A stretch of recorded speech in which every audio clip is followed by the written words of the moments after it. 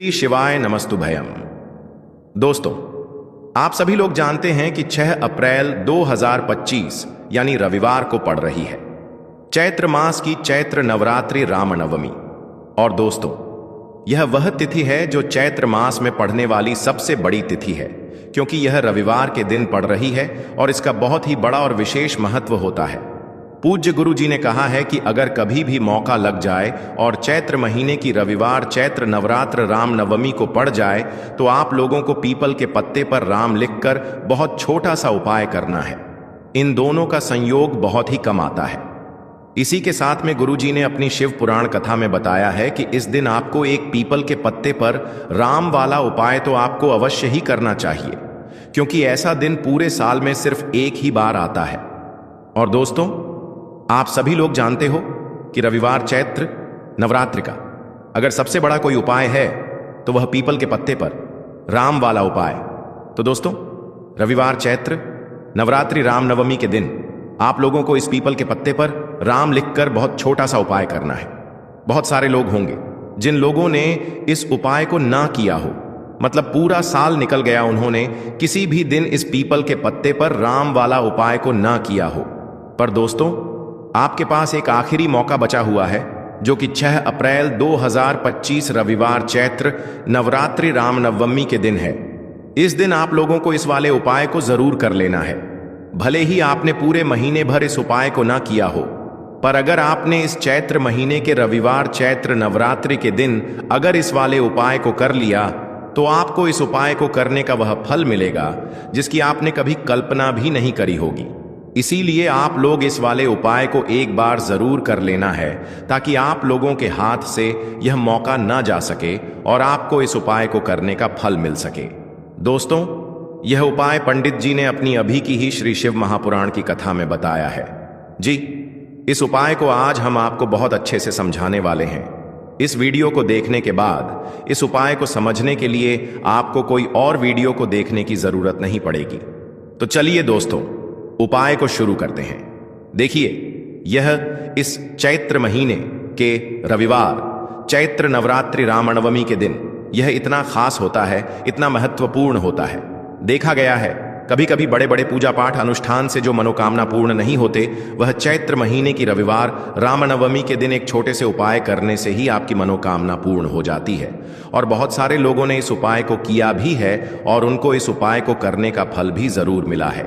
अगर आप लोग भी इस उपाय को करना चाहते हैं तो आप इस उपाय को पहले अच्छे से समझ लेना, सुन लेना, उसके बाद करना। आपको इस उपाय का फल जरूर मिलेगा। और इस उपाय को कर लेने से आपके घर में चाहे किसी भी प्रकार की दुख और समस्या क्यों ना चल रही हो, आपको उसका कारण भी नहीं पता है कि भाई यह समस्या किस कारण से चल रही है। उसका कुछ भी कारण हो सकता है, जैसे पितृदोष हो सकता है या किसी भी तरह का मंगल दोष भी हो सकता है। तो इस दिन आप लोगों को यह वाला उपाय कर लेना है। यह एक ऐसा उपाय है जिस उपाय को अगर किसी विशेष दिन पर किया जाए तो भाई उस विशेष दिन का जो है वह तो हमें मिलता ही मिलता है। पर हमने उस दिन पर इस उपाय को किया है तो हमें उससे भी बड़ा फल मिलता है, और फल बहुत जल्दी मिलता है, क्योंकि आप इस उपाय को बहुत ही बड़े और विशेष दिन पर कर रहे हो। तो चलिए अब उपाय के बारे में बात करते हैं। लेकिन उससे पहले आप लोगों को यह जानना आवश्यक है कि आखिर यह उपाय किस समय करना है, किसको करना है और कैसे करना है। तो चलिए हम आगे आपको वीडियो में एक एक करके बता देते हैं। लेकिन उससे पहले अगर आप लोग हमारे चैनल पर पहली बार आए हैं या फिर मेरी आवाज आज पहली बार सुन रहे हैं तो हमारे चैनल को सब्सक्राइब जरूर कर लेना और इस वीडियो को लाइक करके कमेंट बॉक्स में श्री शिवाय नमस्तुभयम ओम नमः शिवाय जरूर टाइप कर देना। तो दोस्तों, इस पीपल के पत्ते पर राम वाला उपाय को हमें इस रविवार चैत्र नवरात्रि रामनवमी के दिन कैसे करना है, किसको करना है, किस समय करना है और कहां पर करना है, ये सारे सवालों के जवाब आपको इस वीडियो में मिल जाएंगे। और जो ये वीडियो देखेगा भाई, उसको पीपल के पत्ते पर राम वाला उपाय जरूर करना चाहिए, क्योंकि इस दिन पीपल के पत्ते का भी बहुत ही बड़ा और विशेष महत्व होता है। आ जाए पीपल के पत्ते पर राम वाला उपाय की तो यह सोने पर सुहागा वाली बात हो जाती है, और यह एक बहुत ही बड़ा उपाय हो जाता है इस रविवार चैत्र नवरात्रि का। तो अब दोस्तों, इस पीपल के पत्ते पर राम वाला उपाय को आखिर करना किसको है? सबसे पहले हम लोग वह बात जान लेते हैं। तो देखो, घर की जो बड़ी माताएं बहनें होती हैं, उन माताओं बहनों में से कोई भी एक बड़ी माता बहन इस वाले उपाय को कर सकती है। और दोस्तों, अगर आप चाहें तो अपने घर में से सभी सदस्यों को भी इस उपाय को करवा सकते हैं। अगर किसी व्यक्ति की खुद की कोई मनोकामना है, खुद की कोई दुख और परेशानी है जो कि वह अपने लिए ही करना चाहता है इस वाले उपाय को, तो वह खुद अपने लिए भी कर सकता है। बाकी अगर कोई घर में से ऐसा है जो कि अपने पूरे घर परिवार की सुख और शांति के लिए यह वाला उपाय करना चाहता है, तो भाई वह भी कर सकता है। उसमें भी कोई दिक्कत वाली बात नहीं है। कहने का मतलब यह है कि इस उपाय को हर एक सदस्य भी कर सकता है और पूरे घर परिवार के सदस्य के लिए घर की बड़ी माताओं बहनों में से कोई एक माता बहन भी कर सकती है।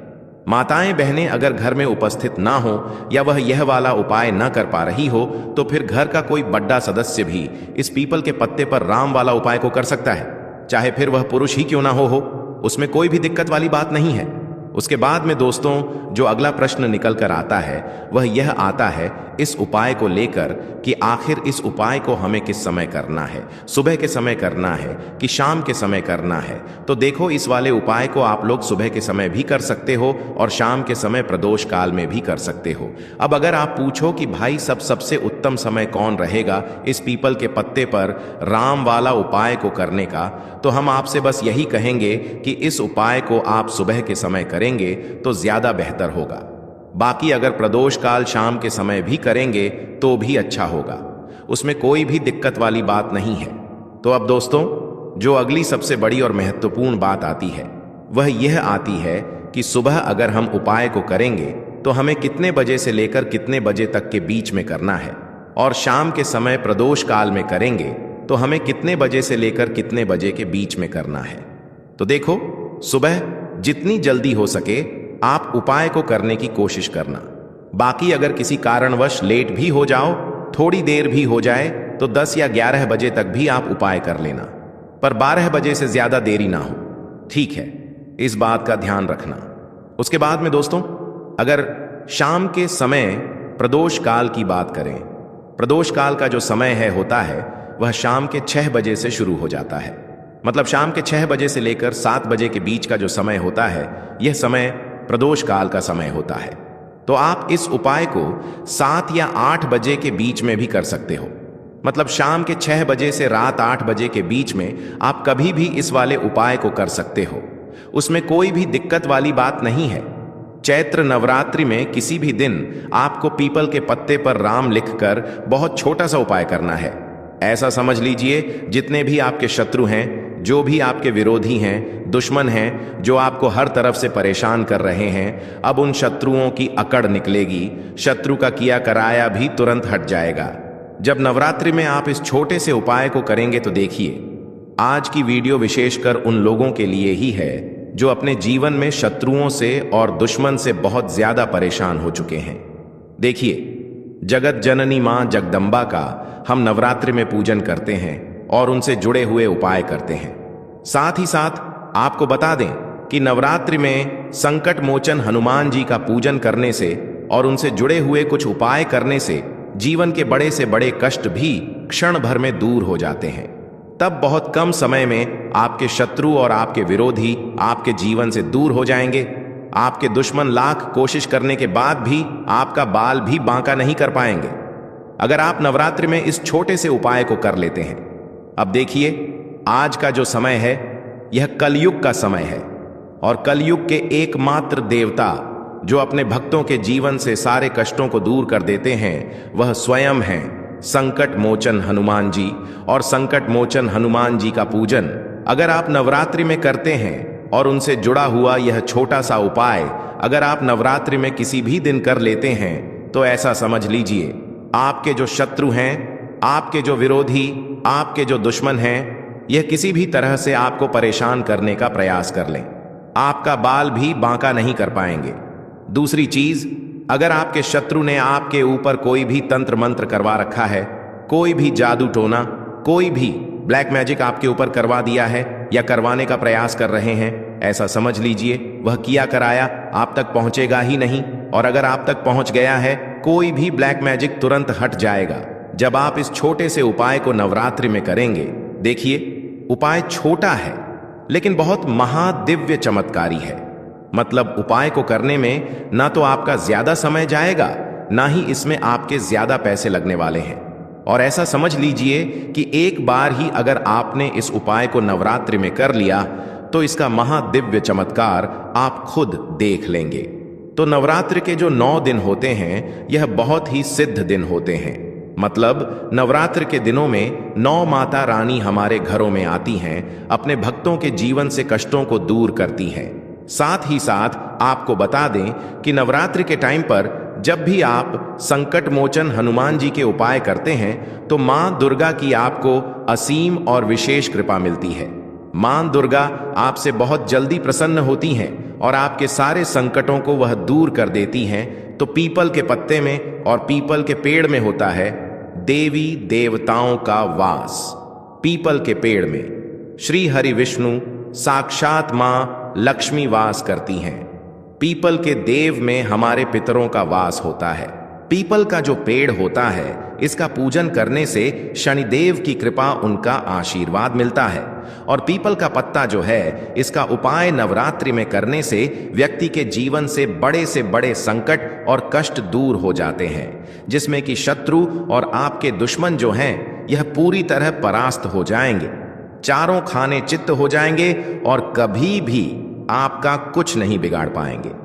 अगर यह उपाय आप करते हैं तो देखिए, यह उपाय स्त्रियां भी कर सकती हैं, पुरुष भी कर सकते हैं। नवरात्रि में किसी भी दिन आप इस उपाय को कर सकते हैं, ठीक है ना। इसमें दिन आपको नहीं देखना है कि किस दिन करें, जिस दिन आप चाहें उस दिन इस उपाय को आप कर सकते हैं।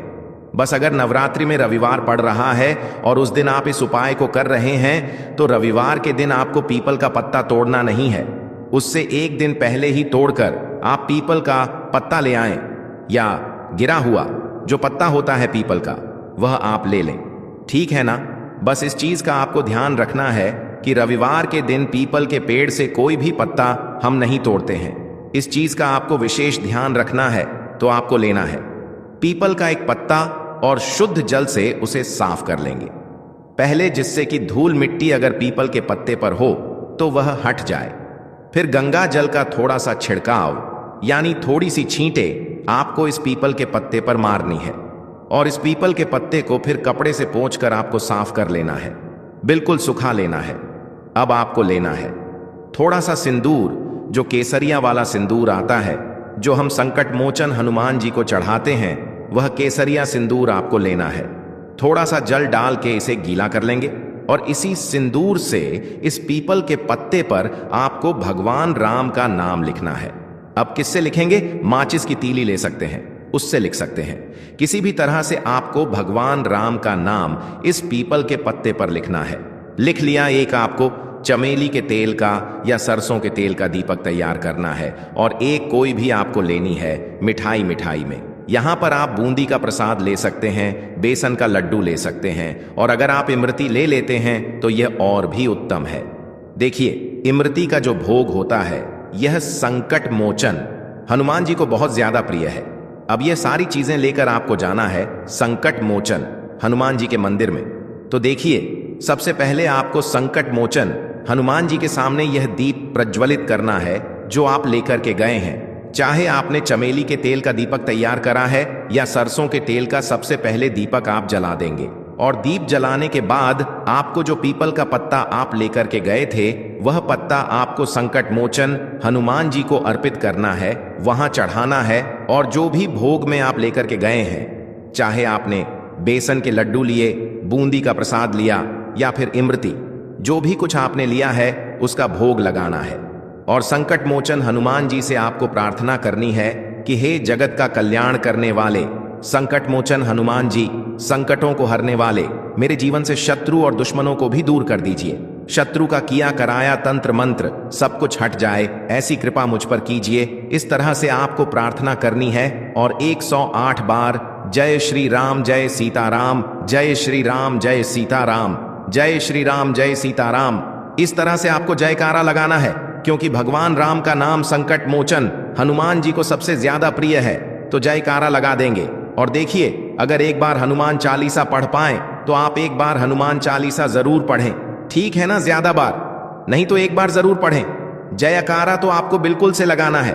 और इस छोटे से उपाय को नवरात्रि में किसी भी दिन कर लीजिए, सुबह कर लीजिए, शाम को कर लीजिए, और किसी भी दिन, जैसे नवरात्रि में अष्टमी और नवमी की तिथि जो होती है ना, यह बहुत बड़ी होती है, आप उस दिन भी इस उपाय को कर सकते हैं। जरूर से करें।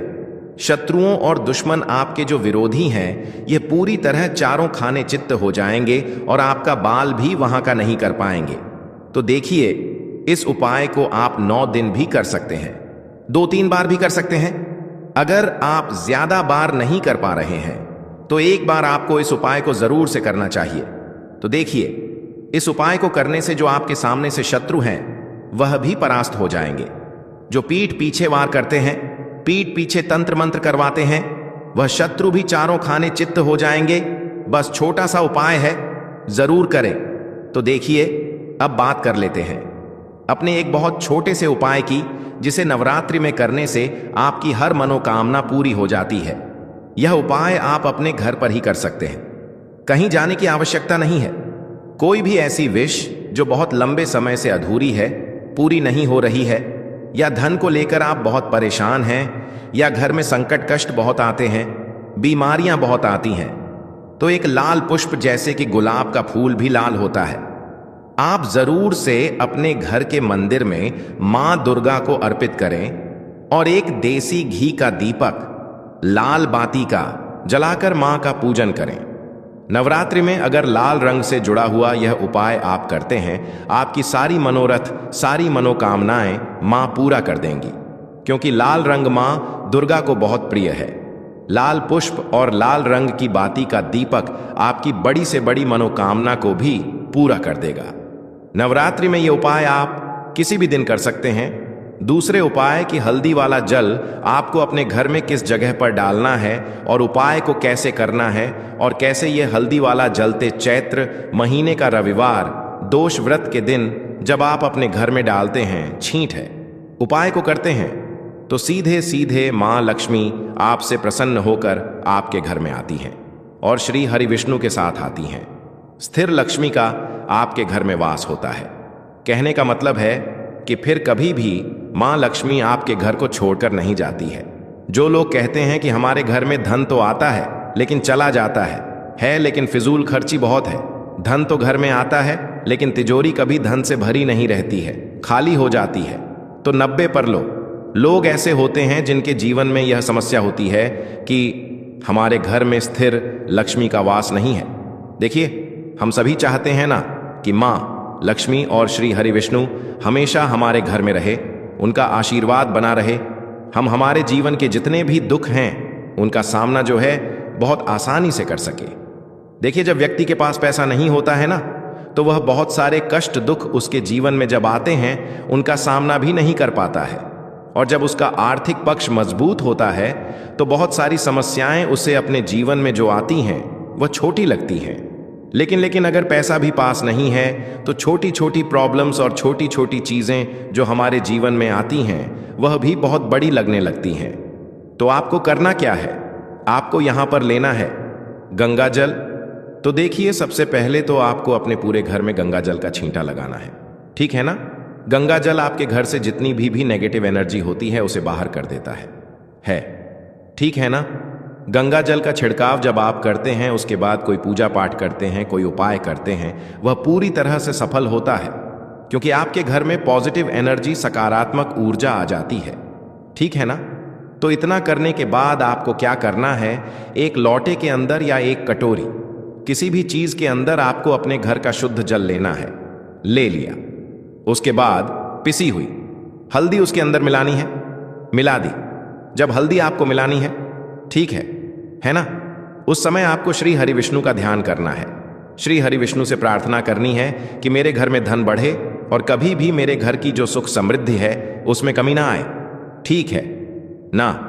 जब आप जल मिला लेंगे, उसके बाद आपको तुलसी का एक पत्ता लेना है। तुलसी का पत्ता पहले ही तोड़ ले। रविवार, चैत्र नवरात्रि, रामनवमी के दिन भूलकर भी आपको नहीं तोड़ना है। तो चैत्र नवरात्रि रामनवमी वाले दिन नहीं तोड़ेंगे, उससे पहले ही तुलसी का पत्ता तोड़ कर रख ले। अगर आपके घर में तुलसी का पौधा इस टाइम सूख गया है, नहीं है, तो जहां पर भी आपको तुलसी का कोई पत्ता मिल जाए, एक पत्ता आप ले आए। उस तुलसी के पत्ते से आपको अपने पूरे घर में उस हल्दी वाले जल का छींटा लगाना है। सबसे पहले घर के मंदिर में लगाएंगे, ठीक है ना, फिर जितने भी रूम हैं, कमरे हैं, वहां पर लगाएंगे, घर के मुख्य द्वार पर लगाएंगे। इस तरह से जब आप उपाय करते हैं तो आपके घर घर में कभी भी धन की कमी नहीं होती है, धन में वृद्धि होती चली जाती है और धन आपका हमेशा